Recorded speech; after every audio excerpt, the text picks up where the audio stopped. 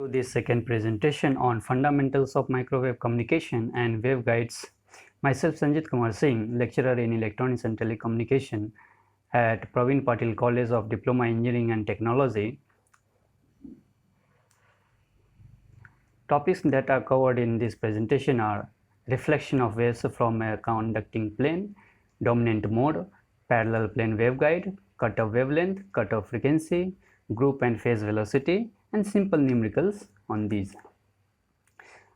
After going through this presentation, the learner is expected to know and use specified waveguides in microwave communication system, calculate the cutoff wavelength, cutoff frequency, group and phase velocity of the given rectangular waveguide.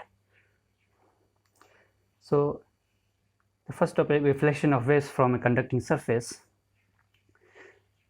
When a TEM wave, that is transverse electromagnetic wave, that is freely propagating in free space, it is injected straight into a rectangular waveguide, it will not propagate as the side walls will short circuit the electric field, as side walls are assumed to be perfect conductors, that we can see in the adjacent figure B, transverse electric mode, where the electric field is maximum at the center and goes on decreasing towards the side walls of the rectangular waveguide. But when it is traveling in zigzag manner, the electric field is maximum at center and almost zero to side walls. So that we are seeing. Due to zigzag motion, velocity of propagation will be less than the velocity that is in the free space of the electromagnetic wave. The wave is no longer transverse electric mode inside the rectangular waveguide. When a signal is incident on a conducting surface, the extra component E, or that is the magnetic field Vg, is also generated in the direction of propagation, say z direction, other than reflected and normal component.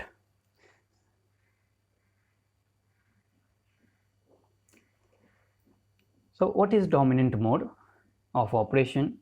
So dominant mode is the lowest possible frequency or maximum wavelength that can be propagated in a given waveguide, in a rectangular waveguide or circular waveguide. This definition is valid for both. So what are the different modes of propagation?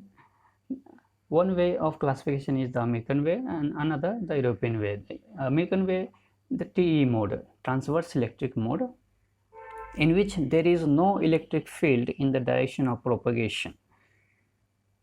In the direction there is no electric field, but it is in transverse, means it is at perpendicular direction to the direction of propagation. Electric field is perpendicular to the direction of propagation. The Europeans call this mode as H mode because information is carried by the magnetic field, not the electric field along the x-axis. So there are different modes: TE10, TE01, TE11, TE20 and higher modes, where TE10 is the dominant mode for the rectangular waveguide. That is the lowest frequency that will propagate through the rectangular waveguide. Then TM, transverse magnetic mode, or that is also called E mode by the Europeans. In this, there is no magnetic field along direction of propagation, say z direction. TM11, TM12, TM21, these are different modes, and out of that TM11 is the dominant mode. So maximum cutoff wavelength is given by the formula lambda c mn is equal to twice AB by root over m square b square plus n square a square. For the TE01 mode, lambda c becomes twice AB by m square b square plus n square a square root over, that will be equal to twice ab root over divided by root over a square when we substitute the value of m and n into the respective formula. So it comes to twice b. Then for T10 mode, lambda c becomes twice ab divided by root over b square, that is equal to twice a, the longer dimension twice a. Then for TE11 mode, lambda c is equal to twice ab divided by root over a plus a square plus b square. So out of this we find the twice a is the longest dimension. So this is the dominant mode.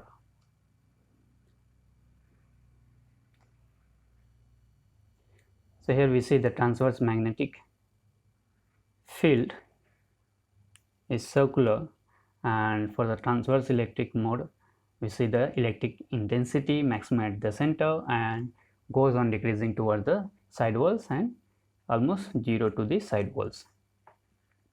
In the adjacent figure we see the dominant mode of waveguide operation, where both electric and magnetic fields are represented perpendicular to each other. Next, plane waves at a conducting surface. In the adjacent figure we can see the waves travel diagonally from left to right and have an angle of incidence theta with the normal. If Vc is the actual velocity of waves, then Vg is velocity of wave in direction parallel to the conducting surface, and Vn is velocity normal to the wall given by Vg is equal to Vc sin theta and Vn is equal to Vc cos theta.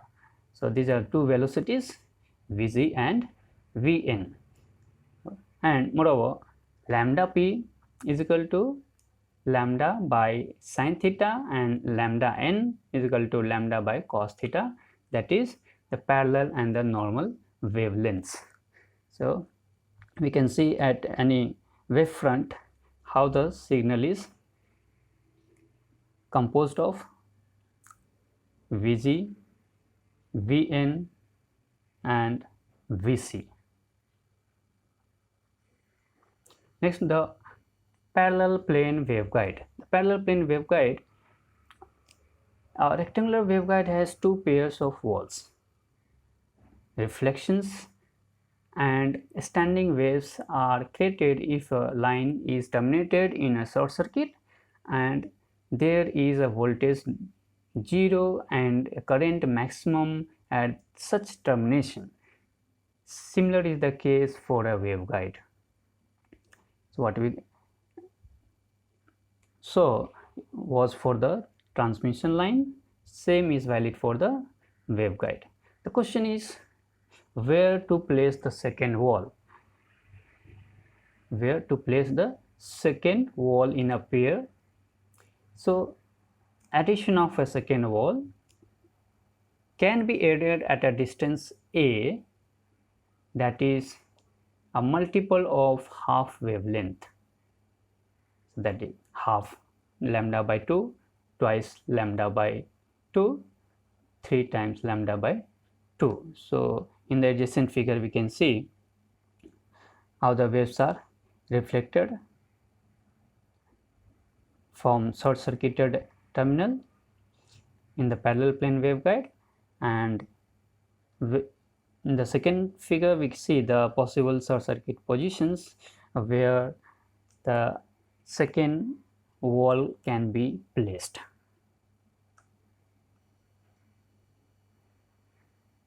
Now what is this cutoff wavelength? Mathematically, the distance a at which second wall will be placed is a is equal to m times lambda n by 2, where lambda n is what? The wavelength in a direction normal to both walls, and a is distance between walls, m is number of half wavelengths. So lambda n is equal to lambda by cos theta that we earlier saw. Now a equal to m, substituting the value of lambda n, we get m times lambda by twice cos theta. So cos theta will be m lambda by twice a, and lambda p, the parallel wavelength, will be lambda by sin theta, that is equal to, substituting the value of sin theta in terms of cos theta as lambda by 1, lambda by root over 1 minus cos square theta, that comes lambda divided by root over 1 minus m lambda by twice a whole bracket square. Cutoff wavelength. What is cutoff wavelength? The smallest free space wavelength that is just unable to propagate in the waveguide under given conditions. So at cutoff wavelength, the wave is not propagating, it is unable to propagate. That is, the lambda value for which lambda p becomes infinite, under which circumstance the denominator of last equation on left becomes 0. So equating to that, 1 minus m lambda 0 by twice a square is equal to 0. That gives lambda 0 times m by twice a the square is equal to 1. Then it can be calculated as lambda 0 is equal to twice a by m, where lambda 0 is what? Cutoff wavelength. And parallel waveguide lambda p will be lambda by root over 1 minus m lambda by twice a square equal to lambda root over 1 plus lambda times 1 by lambda 0 square, lambda that is equal to lambda by root over 1 minus lambda by lambda 0 square. So here we see the reflections in a parallel plane waveguide figure, where there are different positions at which second wall can be placed, that is a dash and a dash dash. At distance a is at 3 times lambda n by 2, and a dash is at twice lambda n by 2, and a double dash is at lambda n by 2.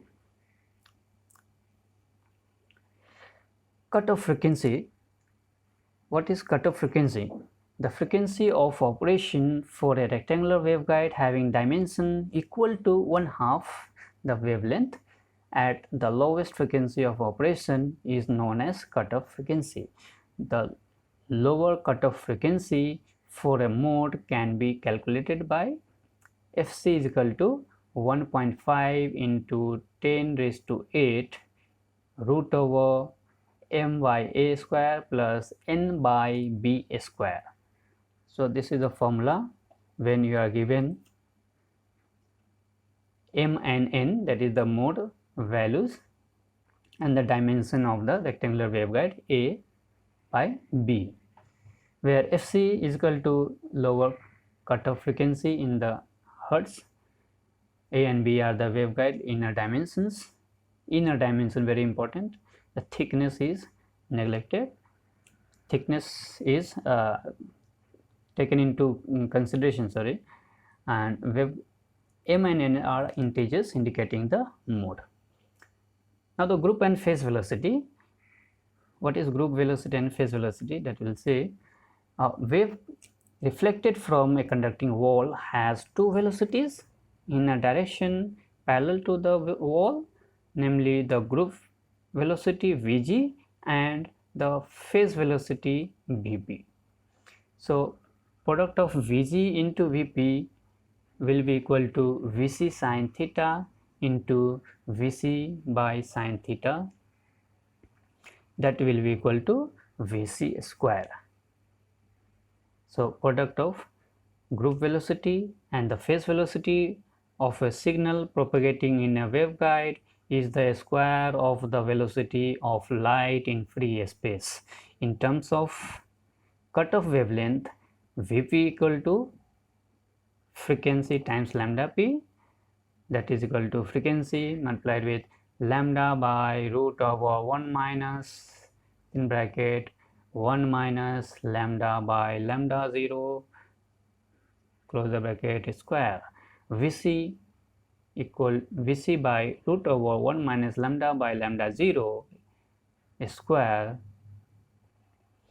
So Vc is equal to Vc square by Vp. From the first equation on the left, we can write Vg equal to Vc square by Vp, that is equal to Vc square by 1 upon Vp, that is equal to Vc square into root over 1 minus within bracket lambda by lambda 0 square by Vc. So Vg is equal to finally Vc into root over 1 minus lambda by lambda 0 square. So phase velocity is the velocity with a wave changes phase in a direction parallel to a conducting surface such as walls of a waveguide. At cutoff frequency, phase velocity is infinite. Very important, at cutoff frequency, phase velocity is infinite. Then what is group velocity? Group velocity is the velocity of group of waves. Group velocity is the velocity at which information signal of any kind are propagated, say in z direction. It is also defined as the rate at which wave propagates through the waveguide and is given by Vg is equal to d omega by d beta. Vg is always less than speed of light and Vp is always equal to or greater than Vg.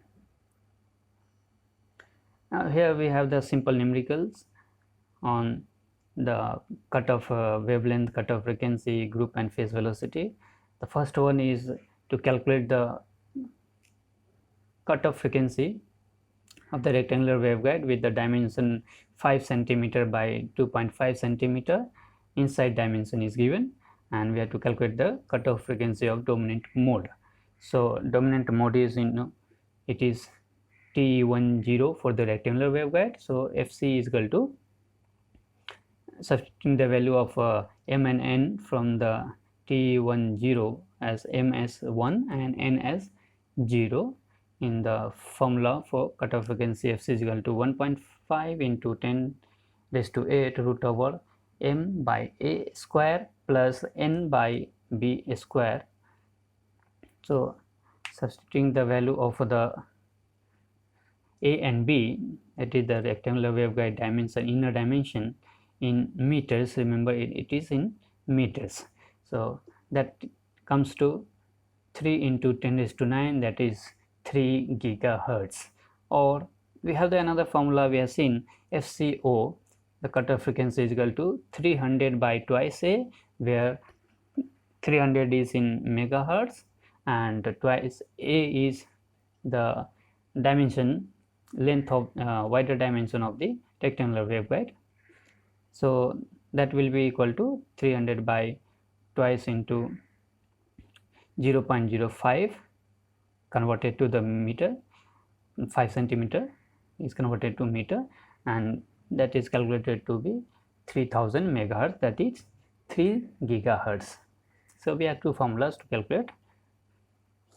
Second numerical is, in a rectangular waveguide with a wave with a wall separation of 3 cm and a desired frequency of operation of 6 gigahertz, calculate the cutoff wavelength, cutoff frequency, group and phase velocity. So first we write the given dimension a is equal to 3 cm converted to meter, that is 0.03 meter, and frequency as 6 gigahertz.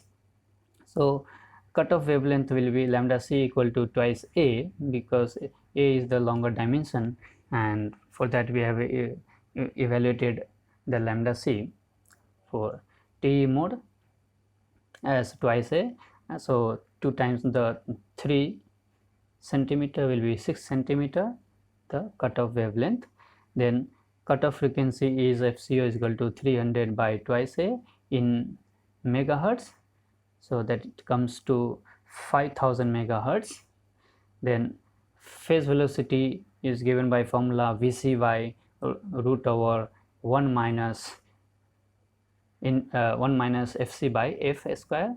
So when we substitute the value of Fc just calculated above and the frequency given 6 gigahertz, so that gives 5.43 into 10 raised to 8 meter per second the phase velocity, and group velocity can be calculated as Vc square by Vp, because Vg into Vp is equal to Vc square. So Vg is equal to Vc square by Vp, that will give 1.66 into 10 raised to 8 meter per second of the group velocity value. So these two numericals are important, and similar numericals can be practiced at home from other reference books.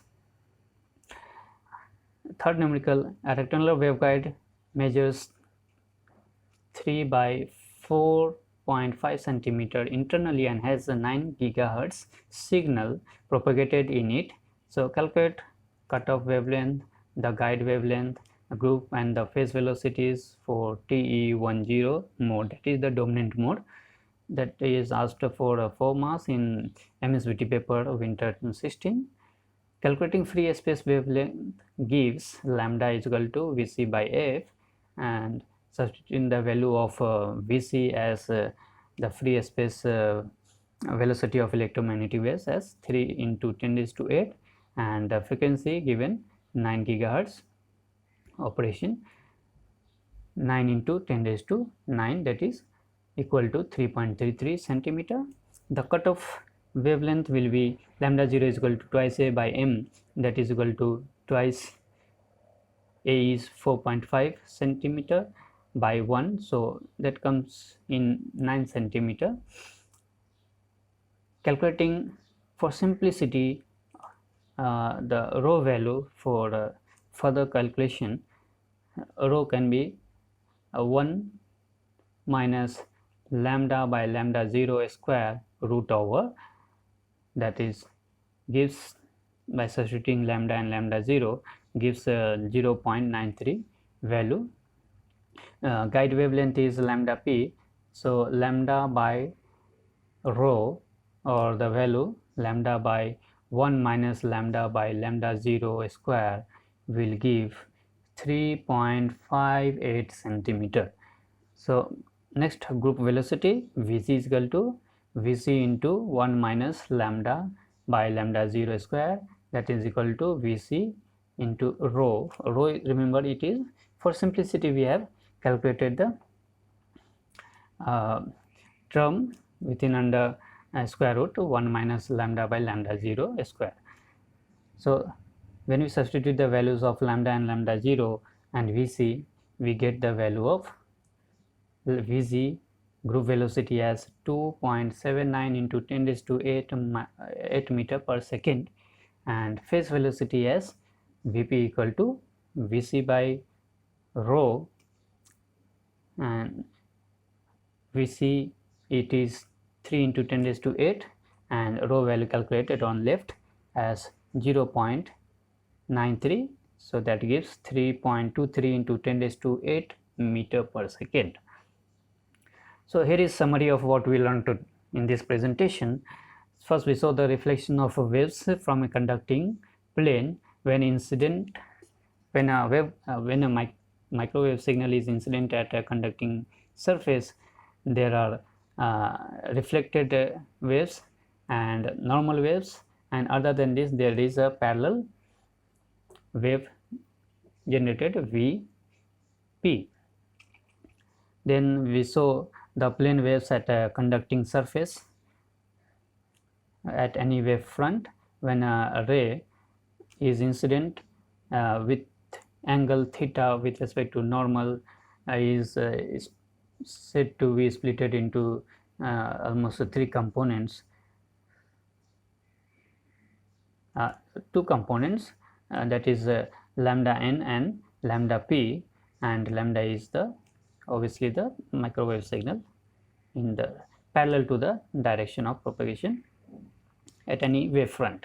Then we saw the dominant mode and the parallel plane waveguide, cutoff wavelength, cutoff frequency, group and phase velocity, and we saw the simple numericals. So below is the reference books. Thank you very much. In our next presentation, we'll see the topics of rectangular waveguide modes, TE, TEM, TM, and the field patterns and the circular waveguide. So thank you very much once again.